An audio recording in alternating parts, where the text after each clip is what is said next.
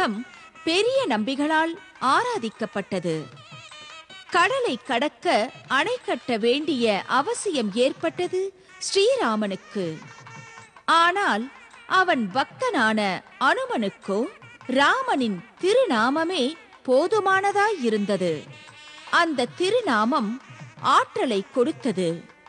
வடிவத்தை சிறியதாகவும் பெரியதாகவும் ஆக்கும் திறன், காற்றில் பறக்கும் தன்மை உள்ளிட்ட சக்திகளை அளித்தது என்பதை அனுமனின் அபூர்வ செயல்கள் நமக்கு உணர்த்துகின்றன. ஸ்ரீராமன் பரிவே உருவானவன். அரக்கியே ஆனாலும் பெண்ணல்லவா என்றெண்ணி தாடகையை மாய்க்க தயங்கியவன். தன்னுடைய தேவியை கவர்ந்தவன் என்ற போதும் ஆயுதம் இல்லாதவனுடன் போரிடுவது அறமில்லையே என்றெண்ணி இன்று போய் நாளை வா என்று பகைவனுக்கு பரிவு காட்டியவன். அன்பு, கருணை, பரிவு, இரக்கம், தயை என்றெல்லாம் சொல்லப்படும் வார்த்தைகளே வடிவான பெருமாளுக்கு அபிஷேகம் நடக்கின்றது. பொதுவாக பிரதோஷ காலத்தை சிவனுக்கு உரியது என்பார்கள். ஆனால் அந்த வேளையில் கூட தரிசிக்க தகுந்த திருமால் மூர்த்தங்கள் ஸ்ரீராமனும் ஸ்ரீ நரசிம்மனும் தான். தசரதனின் மைந்தன் என்பதால் தாசரதி, கோதண்டம் என்ற வில்லை தரித்ததால் கோதண்டபாணி, மன்னன் என்பதால் ராஜாராமன், ரகுகுலத்தில் தோன்றியதால் ராகவன் என்றெல்லாம் பெயர் கொண்ட எம்பிரான் தான் பூரண எழில் துலங்க தரிசனம் அருள்கின்றான்.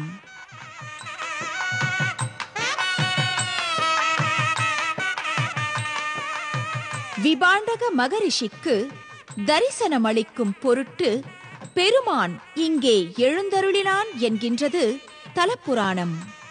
நல்லார் ஒருவர் உளரேல் அவர் பொருட்டு எல்லார்க்கும் பெய்யும் மழை என்பது போல் விபாண்டகருக்கு தரிசனம் அளித்ததோடு நில்லாமல் ஆயிரக்கணக்கான ஆண்டுகளாக பல லட்சம் அடியார்களுக்கும் அருள் பாலிக்கும் ஜீவ ஊற்றாக மதுராந்தகத்தில் தரிசனம் அருள்கின்றான் ஸ்ரீராமன்.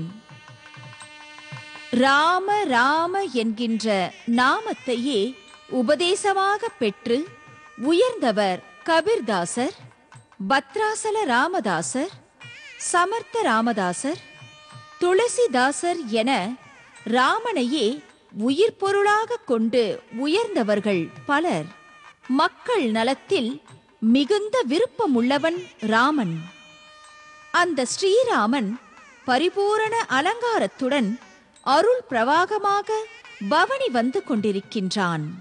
நடைமுறை தேவைகள் என்றும் கவலைகளால் இருளடையும் நம் மனத்திற்கும் வெளிச்சம் ஏற்படவே ஒளி வெள்ளத்தில் மின்னும் தேரில் வந்து கொண்டிருக்கின்றான் ஸ்ரீராமன். நம்முடைய மனமும் அறிவும் அவனில் லயிக்கட்டும். நமக்கும் வழி பிறக்கும், நிச்சயம் ஒளி பிறக்கும்.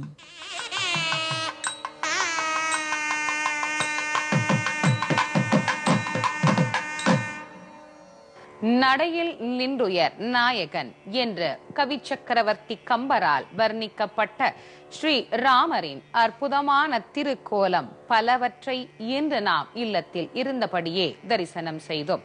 பல அதிசய திருமேனி தரிசனமும் இன்று நமக்கு கிட்டியது. இந்த தரிசனம் நம் வாழ்வில் எல்லா விதமான நன்மைகளையும் நமக்கு பெற்றுத்தரும் என்பதில் எந்த ஐயமும் இல்லை. இந்த வாரத்தின் வழிபாட்டு தகவல்: எம்பெருமான் ராமனை நினைக்கின்ற போதே ராம காவியம் நம் நினைவிற்கு வரும். ராம காவியத்தின் சிறப்பான பகுதி என்பது சுந்தரகாண்டம். இந்த சுந்தரகாண்டத்தை கர்ப்பமான தாய்மார்கள் படித்தால் நல்ல அறிவும் ஆற்றலும் உள்ள குழந்தை பிறக்கும். மேலும் இந்த சுந்தரகாண்டத்திற்கு பல சிறப்புகள் உண்டு.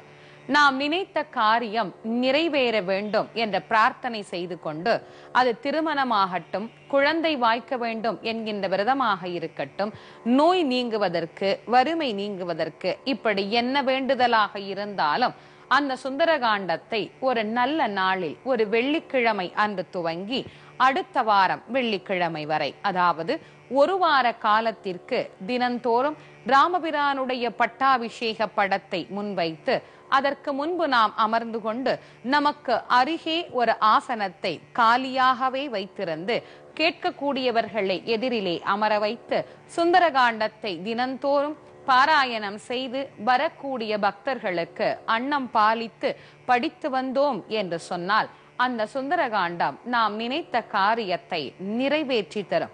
அருகிலே ஒரு ஆசனம் எதற்கு காலியாக போட வேண்டும் என்று பலரும் நினைப்பார்கள். எங்கெல்லாம் ராமாயணம் சொல்லப்படுகிறதோ, எங்கெல்லாம் சுந்தரகாண்டம் நினைக்கப்படுகிறதோ, அங்கெல்லாம் கூட ஆஞ்சநேயர் வந்து அமர்ந்து அழுத கண்ணும் தொழுத கையுமாக தன் தலைவனின் சரித்திரத்தை கேட்டு மகிழ்ந்து பக்தர்கள் கேட்கக்கூடிய வரங்களை உடனடியாக அளிப்பார். அதனால்தான் ஆஞ்சநேயருக்கும் ஒரு ஆசனத்தை போட்டு சுந்தரகாண்டத்தை படிக்க வேண்டும் என்று சொல்லுகிறது நம்முடைய முன்னோர்களின் மரபு.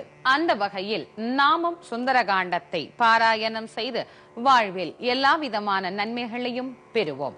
மீண்டும் மற்றொரு சிறப்புக்குரிய ஆலயத்திலிருந்து உங்கள் அனைவரையும் சந்திக்கும் வரை உங்களிடம் இருந்து வணக்கம் கூறி விடைபெறுவது திருமுருக வள்ளல் வாரியார் சுவாமி.